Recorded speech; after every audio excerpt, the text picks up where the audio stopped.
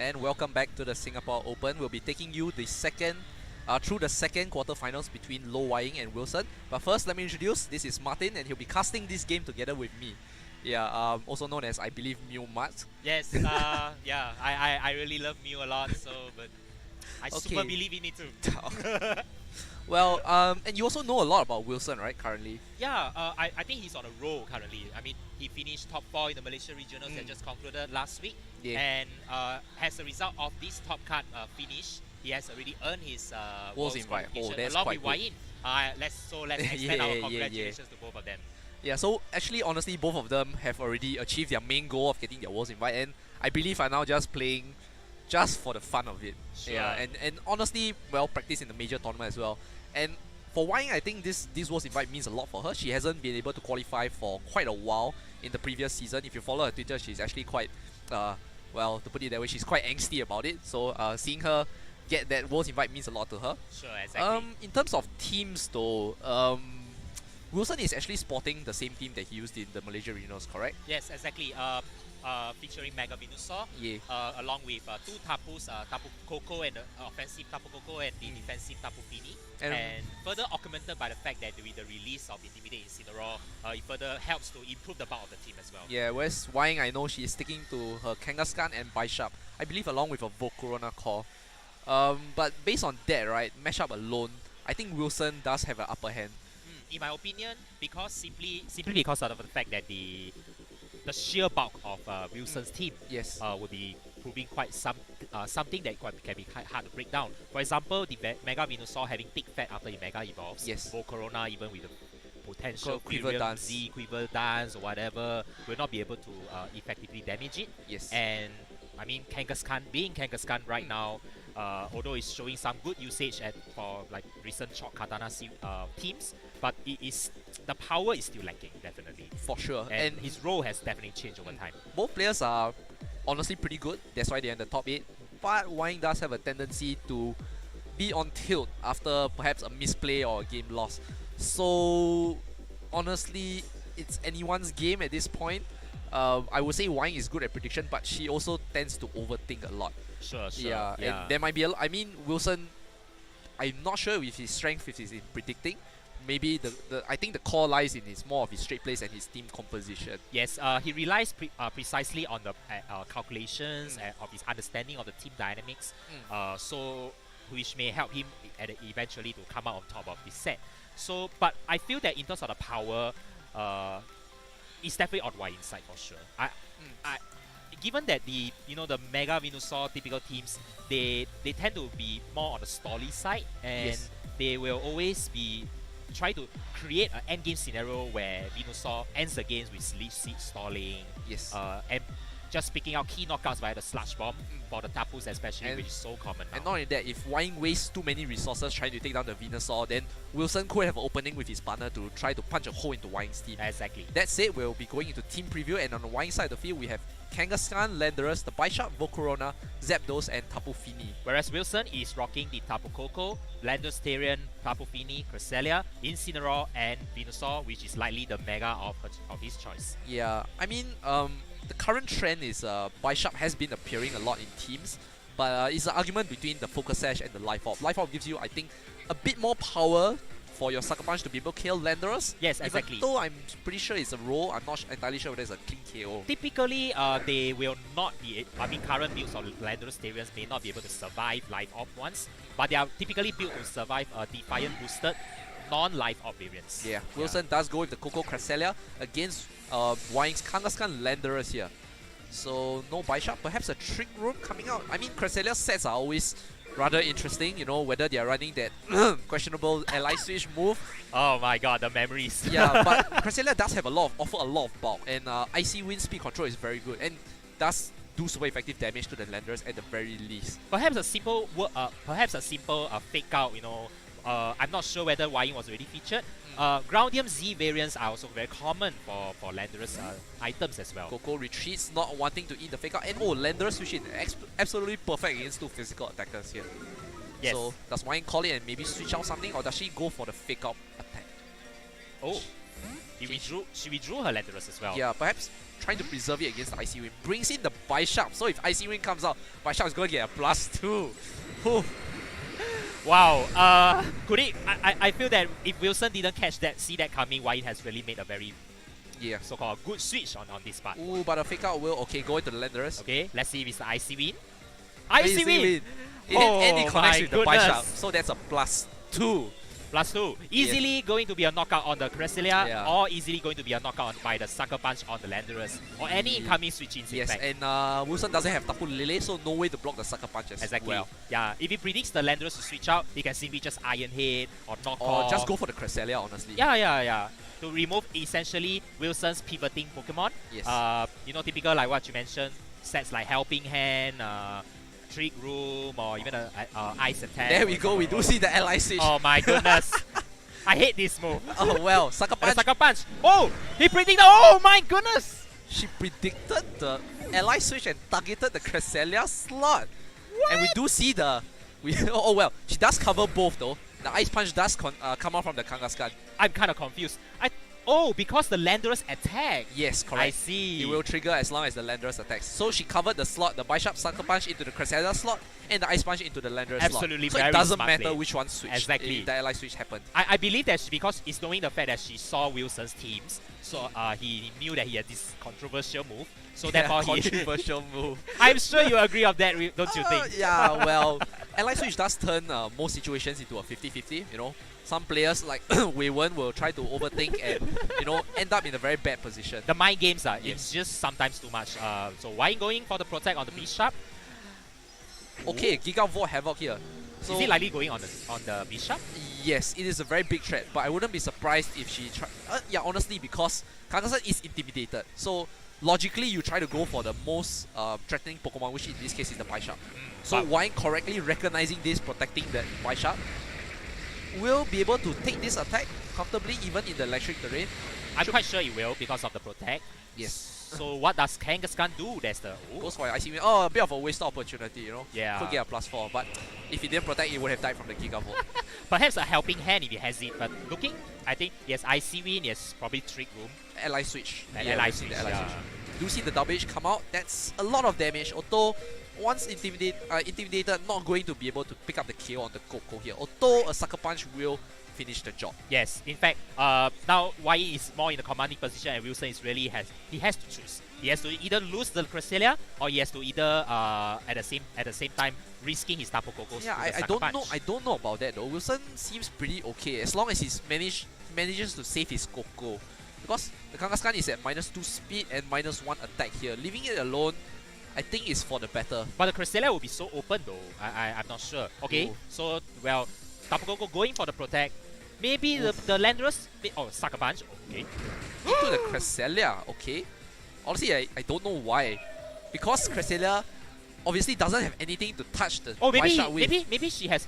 Maybe the Cresselia has an attack like Side Shock or Icy Wind. Oh yeah, Icy Wind. Yeah, that's gonna give the Bisharp another +2, and Bisharp is totally immune to Psychic.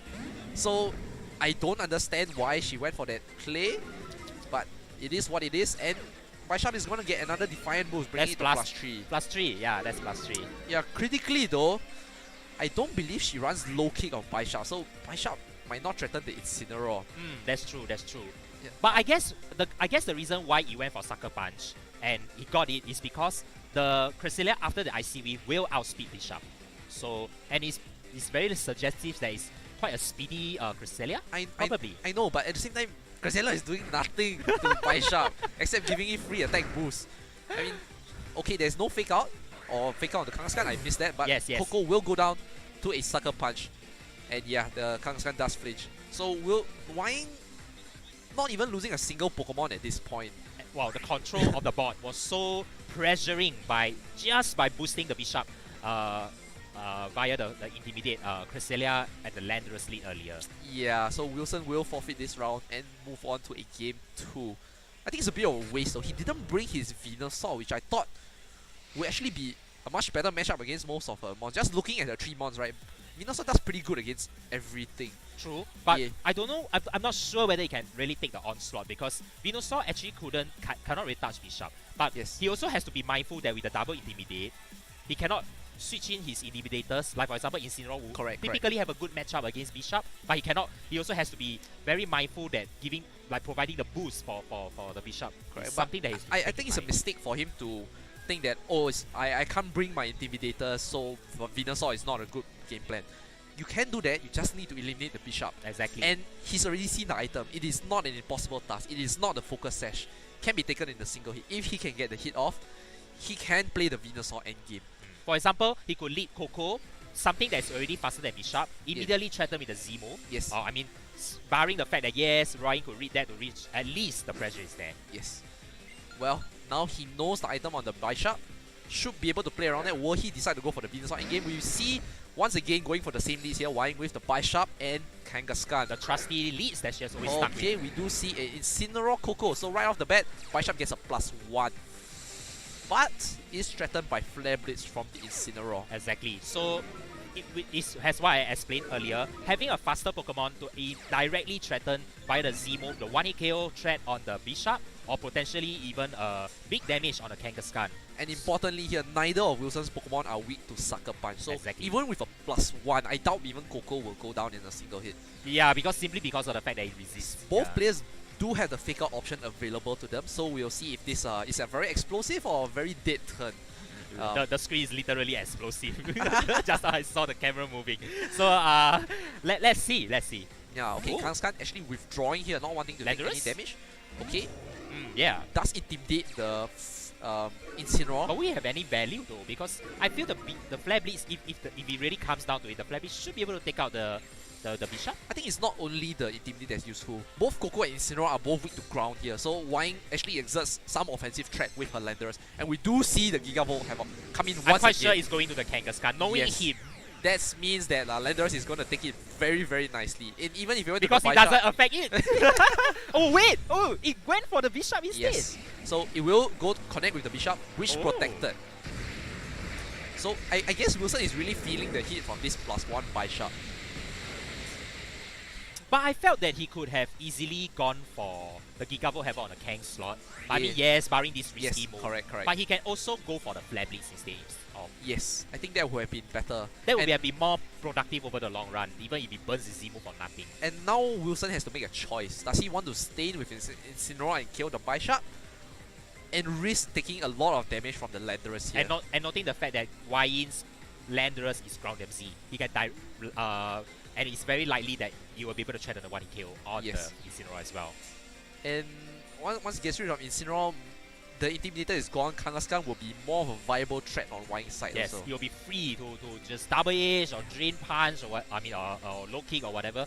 To me, Wying has to prioritize taking out either the Incineroar. Okay, went for the Sucker Punch +1. That's only 50%. As you explained, it probably wouldn't KO. Okay, Thunderbolt onto the Bishop. Yes, that makes some sense. You wouldn't Thunderbolt Landorus. One step closer to removing the biggest threat and ground MZ. Yes. Lightly going on to the Incineroar. So it's going to be a very fast trade of Pokemon here. Wying losing the Bishop. Wilson actually not losing much. Might lose the Incineroar here. Yes. I mean, I say might, but it's a tech which will lose the Incineroar here. It definitely will. It's always meant to KO at -1 regardless. And I believe the Landorus at this point also unintimidated. Super Mumat going down. That's it. You can scold Wilson later, you know. Yeah. For letting you faint of in all battle. nicknames though. Yeah. At this point though, the Bishop is gone. If you have a Landorus at the back with a secondary Intimidator, maybe you can still go for the Venusaur. With the fake out pressure is always so now he has made an obvious adjustment by bringing the Venusaur. Yes. And I guess that's fine. You probably switch out the Coco for a Landorus if you have it at this point to intimidate both the Kangaskhan and Landorus. And then you start setting up with the Leech Seed on your Venusaur. True. That's true as well. Question is, what does Wying have to break this Venusaur? The obvious choice would be the Volcarona at the back. If she has anything else, the Zapdos is not going to do enough, and Finny I think just outright loses to the Venusaur. But I feel that she should conserve her Kangaskhan because at the very least the neutral double edge and all that. A lot of damage. Exactly, and also the fact that Wilson has lost his Intimidators, it will be always delivering constant damage to the point whereby Leech Seed will not be able to overcome this damage output. Okay, Venusaur actually not Mega Evolving. I'm not sure why, and a Volt Switch will come out here. into the Kangaskhan will reveal his last Pokemon. Yes. That's quite a lot of damage. It is not a... It didn't Mega Evolve, and Kangaskhan does enjoy a 50% bonus with this stat. I see. Fini will come out here. Fini. I guess it sort of counters a potential Volcarona in the back. Oh, that makes sense too. But Venusaur is taking so much damage from the Fake Out and the Rock Slide here.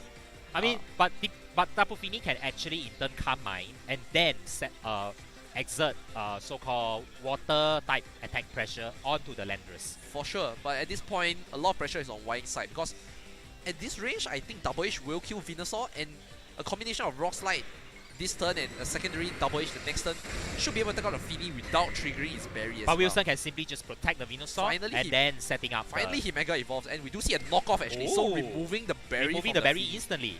Ooh. Okay. And the Double H. Likely going to the Fini? Into the Fini, yes. Not wanting to let it set up will be enough to take it out. Yeah, the berry knocking off, and actually, in fact, it was a very intelligent kind of position whereby it will just knock off the berry and then following up with the attack, immediately KO it. And we do see a miss here on the Venusaur, onto I believe the Kangaskhan. So Ying further advances her position while Wilson is down to his last two Pokemon. He's falling so far behind, and okay, I wouldn't say so far behind because Kangaskhan is at least still slower, but the Landorus is still so threatening, and Tapu Koko probably wouldn't have a way to remove it immediately. Yeah.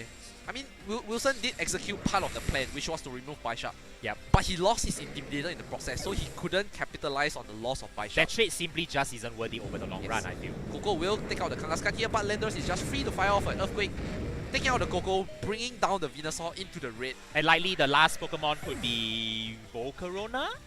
It doesn't really matter at this point. Yeah, it doesn't really matter at this point actually. Landorus will Leech Seed again.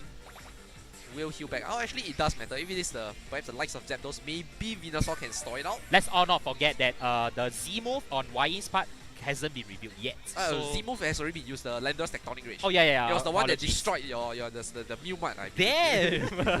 So it will be the Volcarona. Yeah, it will be the Volcarona actually to close out this game. So, Kari? Yeah, Kari. Yeah, it is. Volcarona is a very hot and spicy Pokemon, I believe. So he I could guess... Oh yeah, but he could just Quiver Dance and then to boost the damage. I suppose. Yeah, but I expected Wilson to actually protect and try to like get more Leech Seed recovery. Yeah. But will go down to a combination of Rock Slide and Heat Wave here. So Ying takes the game 2-0. Very commanding victory, especially in the first game, where he totally has no answer. Let's just be real. Wilson walked into the IC win into the Bisharp plus. Exactly. I mean, all the calcs on Bisharp not being just missing KOs on stuff like Landorus. Those are the calculations with a +1. With a +2, just blows everything out of the water. Just completely throws the calculations off chart. And noting the fact that he sucker punch into Cresselia, which is that the ally switch, you mean? Ying made, yes, that was a very good play. And Ying also sucker punch into the Cresselia attacking. Like he expected probably Cresselia to switch out or something, but he read that and read that stay. I mean, I question the Cresselia, the second sucker punch on Cresselia, because at the point Cresselia is just dead weight. It's not doing anything. Sure, you get the IC win. That's Bisharp can bypass any speed drop just with sucker punch alone, and Wilson doesn't have psychic terrain to stop that priority attack from coming out. Sure. So I think maybe it's a minor misplay. She could have left Cresselia alone and have an easier time dispatching the rest of Wilson's team. But I agree with the first play where she sucker punched into the Cresselia slot. It looked like a very hard read. Then she followed up with an ice punch into the Landorus slot, which makes sense. So either way, she's going to catch the Landorus and kill it. I see. So, I see. Definitely a very good game one. And Wilson, I'm not sure. He should have brought Venusaur, I thought. Like early to at least try to slow the game down in his favor. And like in fact, just now revisiting her kind of misplay is that she should just went for the attack regardless of what the Cresselia would do. Cresselia is absolutely trash against the Bisharp. So she could have an easier time dispatching, but she did win game 1 nonetheless. So let's not chide her too much for that. And then game 2, Wilson honestly had a chance. And well, it's hard to say. He did get rid of the Bisharp, but he lost his Intimidator, so his Venusaur couldn't really stall out the game. Yeah, exactly. It wasn't too wise though. I felt that he could have just not gone for the fake out, straight away just go for the attack, at least do a good trade. Risking the Gigavolt Havoc on Kangaskhan, if you get it, that's good. 2 Pokemon down at one go, I feel it's a good trade. Well, we'll interrogate Wilson very shortly. Stay tuned for an interview with the unfortunate Wilson who drops out of top 8. Stay tuned.